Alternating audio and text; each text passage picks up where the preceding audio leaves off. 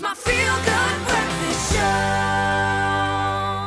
Welcome back to your Feel Good Breakfast Show. It is Expresso right here on SABC3. We're talking all things vaccinations this morning, and we want to offer you the opportunity to, if you do have a question about flu vaccinations, please do give us a call. Our expert is in the house, Dr Angela Dramowski, and that number is 083-913-3728. Dr Angela, my next question for you is, how many people are involved in the whole flu vaccine process? Because you did say that there's a number of things that go into it, but how many people are involved too? So I couldn't give you an actual number, but it's a worldwide collaboration to produce the flu vaccine every year. And it begins with the World Health Organization, who get a team of experts together to predict the strains of the flu virus that will be in circulation the following winter season. Okay. And once those 3 strains are predicted, there's a massive operation going into the production of the flu vaccine. And it's quite a time-consuming process. It can take up to 6 months to produce the millions of doses of vaccine that are then distributed to the northern and the southern hemisphere. Wow.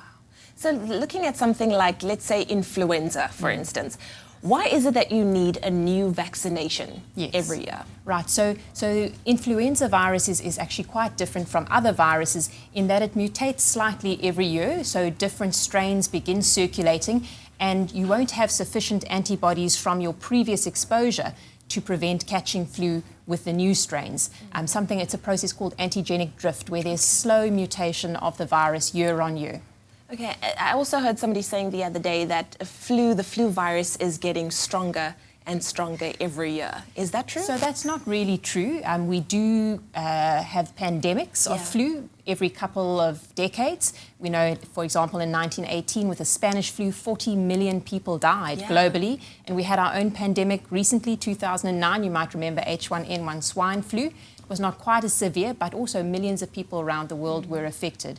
But certainly what we do know that has not changed is the high-risk groups for influenza. Okay. The people particularly at risk who really should be vaccinated are young infants and children under the age of 2, older adults, those above 65 years, pregnant women in particular can get flu really severely, and then anybody with chronic disease, be it diabetes, heart disease, lung disease, kidney disease, and so on. Wow.